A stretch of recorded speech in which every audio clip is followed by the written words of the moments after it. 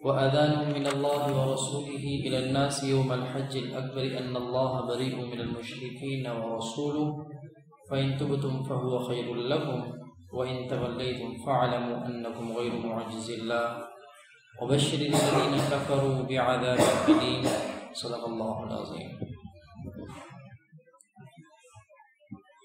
یہ بات پہلے ذکر کی تھی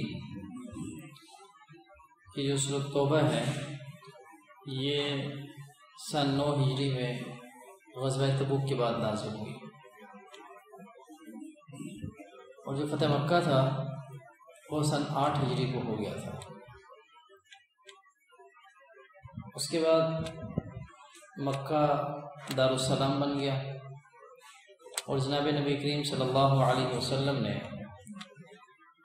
اپنے ایک صحابی کو مکہ کا گورنر بھی بنا دیا تھا۔ اب اس سال مسلمانوں نے وہاں پہ حج کرنے کے لیے جانا تھا، لیکن معاملہ یہ تھا کہ ابھی وہاں پر مشرکین موجود تھے، اور جو انہوں نے اپنا ایک خود ساختہ دین بنایا ہوا تھا اس کی وہ پیروی کر رہے تھے، اور اسی کو دین ابراہیمی بنا کر لوگوں کے سامنے پیش کر رہے تھے، اس کو بگاڑ کے۔ اگرچہ وہاں پہ بت ختم ہو چکے تھے کیونکہ دارالسلام بن چکا تھا وہ، لیکن ان کی اپنی جو خرابیاں تھیں مشرکین کی وہ ابھی تک وہاں پر موجود تھیں، اور مشرکین حضور اکرم صلی اللہ علیہ وسلم کے ساتھیوں کو ابھی بھی صابی کہتے تھے۔ مطلب صابی کا مطلب یہ کہ بدین کہتے تھے ان کو ابھی تک۔ تو ایسے ماحول کے اندر جناب نبی کریم صلی اللہ علیہ وسلم کا خود وہاں جانا مناسب بھی نہیں تھا، کیونکہ ایسے شرکیہ ماحول کے اندر جانا یہ حکمت کے خلاف بھی تھا۔ تو جناب نبی کریم صلی اللہ علیہ وسلم نے حضرت صدیق اکبر رضی اللہ تعالیٰ عنہ کی سرپرستی میں ایک وفد کو حج کے لیے بھیجا تھا۔ خود تو نہیں گئے، لیکن جناب صدیق اکبر رضی اللہ تعالیٰ عنہ سے فرمایا کوئی آپ جو ہے نا یہ وقت لے کر جائیں اور حج کر کے آئیں۔ حضرت صدیق اکبر رضی اللہ تعالیٰ عنہ وقت لے کر وہاں پر حج کے لیے چلے گئے۔ پھر پیچھے کچھ آیات نازل ہوئی اس دوران سورۃ توبہ کی، غالباً 36 37 یا 40 آیات۔ تو حضور اکرم صلی اللہ علیہ وسلم نے حضرت علی رضی اللہ تعالیٰ عنہ کو حکم فرمایا کہ بھئی یہ آیات ہیں، یہ احکامات ہیں، یہ جائیں اور جا کر وہاں پر پہنچیں، اور ایک ایک کو بتائیں اور اس کی ترویج کریں، وہاں پر اس کی اشاعت کریں، وہاں پر لوگوں کو بتائیں، عام کر دیں، اعلان عام، اذن عام کریں اس کا۔ اب اس سفر کے لیے حضور اکرم صلی اللہ علیہ وسلم نے حضرت علی رضی اللہ تعالیٰ عنہ کو اپنی اونٹنی بھی دی اور کہا وہاں جا کر اعلان کریں۔ حضرت بکر صدیق رضی اللہ تعالیٰ عنہ نے جب دیکھا کہ حضرت علی رضی اللہ تعالیٰ عنہ آ رہے ہیں تو انہوں نے پوچھا ان سے کہ یہ بتائیے کہ آپ کس حیثیت سے تشریف لائے ہیں؟ اب میں آپ کی نگرانی میں رہ کر، آپ کی سرپرستی میں رہ کر کام کروں گا، یا آپ میری سرپرستی میں رہ کے کام کریں گے؟ دونوں میں سے کیا بات ہوگی؟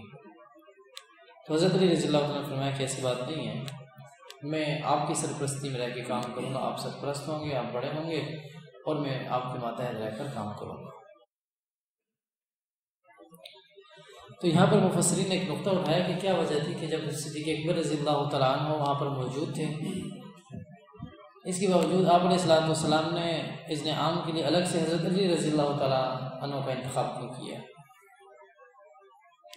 الگ سے انہیں کیوں بھیجا؟ وہاں پہ حضرت بکر موجود تھے، ان سے کہتے ہیں اعلان کر دیتے، ساری بات واضح ہو جاتی ہے۔ تو یہاں پر مفسرین نے مختلف باتیں ذکر کی ہیں کہ کیوں بھیجا انہیں۔ ایک تو کہتے ہیں کہ عربوں کے جو قبائلی نظام ہے اس کے اندر دستور یہ تھا کہ جب کسی معاہدے کو منسوخ کیا جاتا یا کسی کے بارے میں حکم ہوتا کہ ہم نے اس سے قطع تعلقی کرنی ہے تو پھر کسی قریبی رشتہ دار کو بھیجا جاتا۔ اب یہ آپ علیہ الصلوۃ والسلام کے بھائی بھی تھے، داماد بھی تھے، تو انہیں بھیجا کہ بات پکی ہو جائے کہ ہاں واقعی یہ معاہدہ جو ہے نا منسوخ ہو رہا ہے، یا جو ہے نا وہ مقاطع ہو رہا ہے، قطع تعلقی ہو رہی ہے اس قبیلے کے ساتھ یا اس خاندان کے ساتھ. ایک تو یہ وجہ بھی ہو سکتی ہے. دوسری وجہ یہ تھی کہ حضرت ابوبکر صدیق رضی اللہ تعالیٰ عنہ کے معاون ہوں گے حضرت علی رضی اللہ تعالیٰ عنہ، اور لوگ بھی اس بات پہ خوش ہو جائیں کہ کوئی بندہ آیا وہ یہ اعلان کر رہا ہے، اس کی اہمیت ہوگی. تو یہ معاون ہوں گے، مددگار ثابت ہوں گے حضرت ابوبکر صدیق رضی اللہ تعالیٰ عنہ. ایک اور نقطہ مفسرین نے یہ لکھا ہے کہ یہ بھی وجہ ہو سکتی ہے کہ ایک فیصلہ تھا آپ علیہ السلام کا جو اپنی زندگی میں کر کے جانا چاہ رہے تھے، اور وہ فیصلہ یہ تھا کہ ایسا نہ ہو کہ میرے جانے کے بعد کوئی لڑائی جھگڑا کوئی فساد کھڑا ہو جائے اور لوگ یہ سمجھنے لگیں کہ خلافت کے زیادہ حقدار اس کے بعد جناب علی رضی اللہ تعالیٰ عنہ ہیں. تو آج یہ فیصلہ ہو جائے، پکا ہو جائے کہ حضرت علی رضی اللہ تعالیٰ عنہ نے خود حضور جناب صدیق اکبر رضی اللہ تعالیٰ عنہ کی موجودگی میں اور ان کی سرپرستی میں کام کیا ہے. تو حضرت ابوبکر صدیق رضی اللہ عنہ کی سرپرستی میں رہتے ہوئے حضرت علی رضی اللہ عنہ نے جب کام کیا ہے تو یہ بات پکی ہو جائے کہ آپ علیہ السلام کے بعد جو خلافت کے نظام ہوگا وہ حضرت ابوبکر صدیق رضی اللہ تعالیٰ کے حوالے ہوگا. چنانچہ ایسے ہی ہوا کہ رافضیوں نے بعد میں شور شروع کر دیا کہ بھئی ایسا تو نہیں تھا، یہ جھگڑا کھڑا کر دیا. انہوں نے کہا جی خلافت تو حضرت علی رضی اللہ تعالیٰ عنہ سے چھینی گئی ہے، حالانکہ ایسی بات نہیں تھی، سراسر غلط تہمت ہے اور الزام ہے. جبکہ حضور اکرم صلی اللہ علیہ وسلم نے اپنی موجودگی میں یہ فیصلہ اس موقع کے اوپر فرما دیا تھا کہ حضرت ابوبکر صدیق رضی اللہ تعالیٰ عنہ کی جو ہے وہ سرپرستی کے اندر حضرت علی رضی اللہ تعالیٰ عنہ کام کریں گے. چنانچہ بعد میں ایسے ہی ہوا.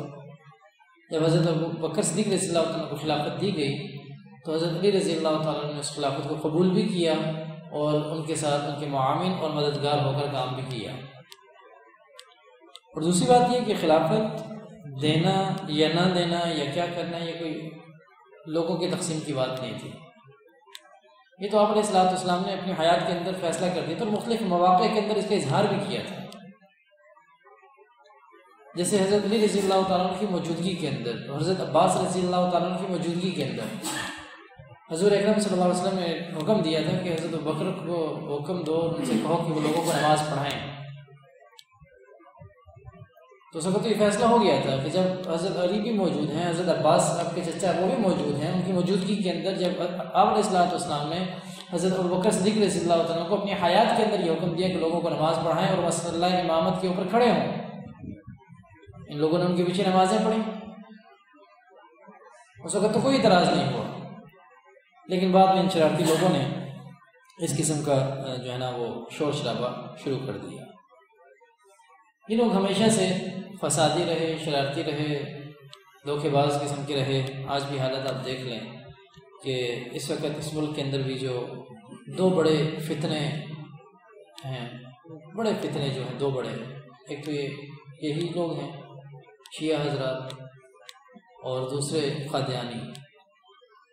یہ ہمارے دین کے بھی دشمن ہیں اور یہ ہمارے ملک کے بھی دشمن ہیں. دونوں حساب سے یہ کسی صورت میں جو ہے نہ تو ہمارے ملک کو بڑھتا ہوا دیکھ سکتے ہیں اور نہ ہمارے دین کو پھلتا پھولتا ہوا دیکھ سکتے ہیں. ہمیشہ خرابی پیدا کی انہوں نے.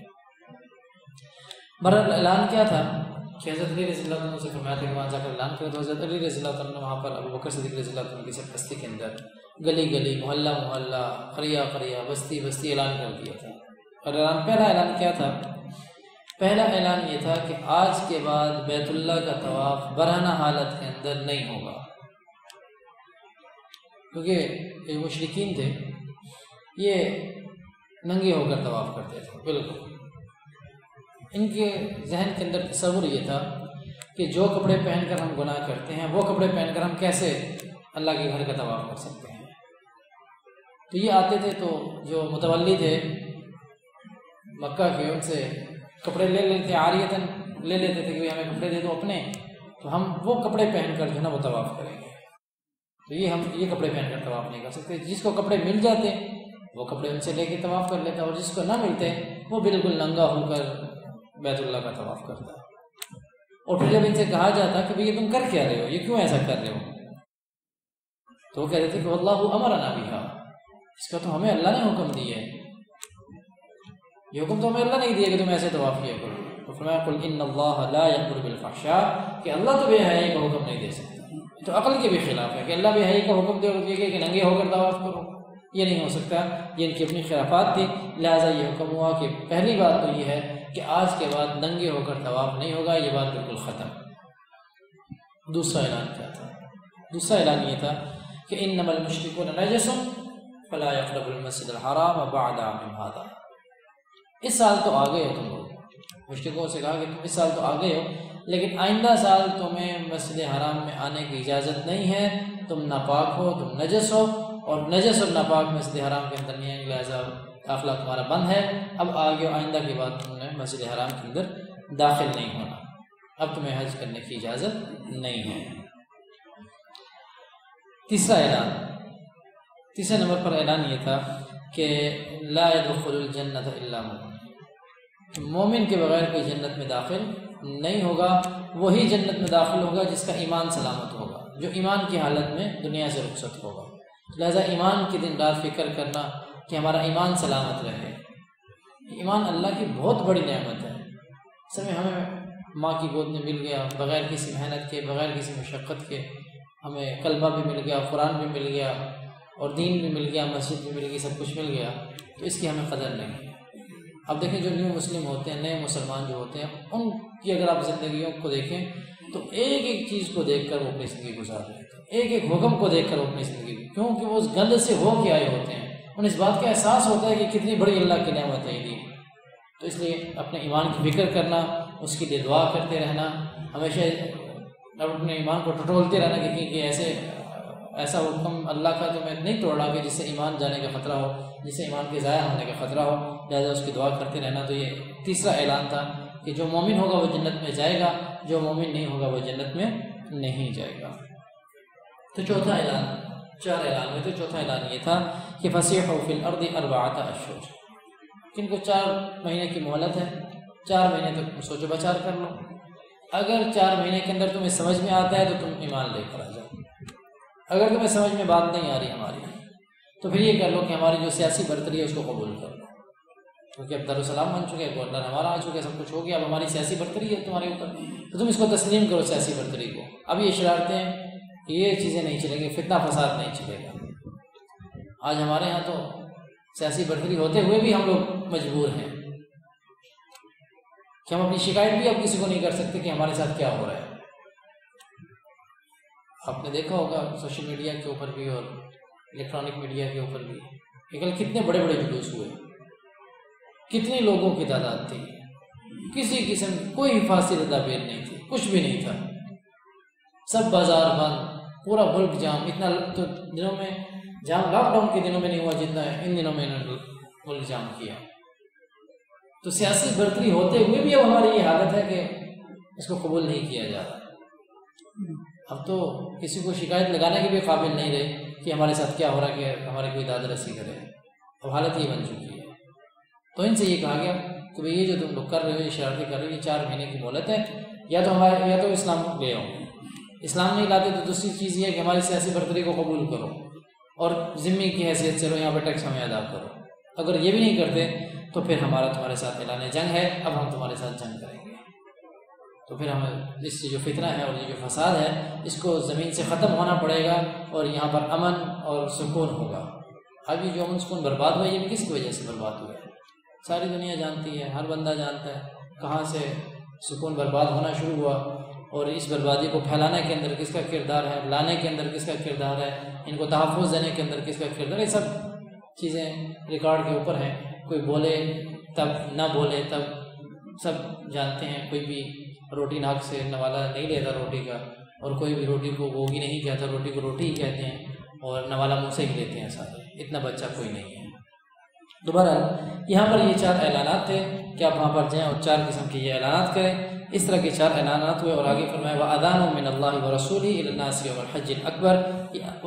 اذان کا جو لفظ ہے یہ ویسے تو استعمال ہوتا ہے اعلان کے لیے، عام اعلان کے لیے اذان کا لفظ استعمال ہوتا ہے، لیکن اب یہ ایک شرعی اصطلاح بن چکی ہے کہ مخصوص وقت کے اندر نماز کے لیے مخصوص الفاظ کے ساتھ جو اعلان کیا جاتا ہے اس کو اذان کہتے ہیں۔ تو اب یہ ایک شرعی اصطلاح ہے کہ خاص جو اذان ہوتی ہے اسی کو اذان کہا جاتا ہے، ہر اعلان کو اذان نہیں کہا جاتا۔ تو یہ ہے کہ وہ اذان من اللہ و رسول، یہ اعلان تھا اللہ اور اس کے رسول کی طرف سے، الناس والحج الاکبر، لوگوں کے لیے حج اکبر کے لیے، بڑے حج کے دن۔ کون لوگ تھے؟ یہ وہاں پہ جو لوگ موجود تھے ان کے لیے تھا، جو قبائل تھے ان کے لیے تھا، اور جو مشرکین لوگ تھے ان کے لیے یہ 4 قسم کے اعلانات تھے۔ اس کے علاوہ یہ یوم الحج الاکبر، حج اکبر کیا ہوتا ہے اور حج اصغر کس کے مقابلے میں آتا ہے وہ کیا ہوتا ہے، انشاءاللہ پھر اگلے درس کے اندر اس کو ذکر کیا جائے گا۔ اللہ رب العزت سے دعا ہے کہ اللہ رب العزت ہمیں قرآن کو صحیح سمجھنے کی توفیق نصیب فرمائے۔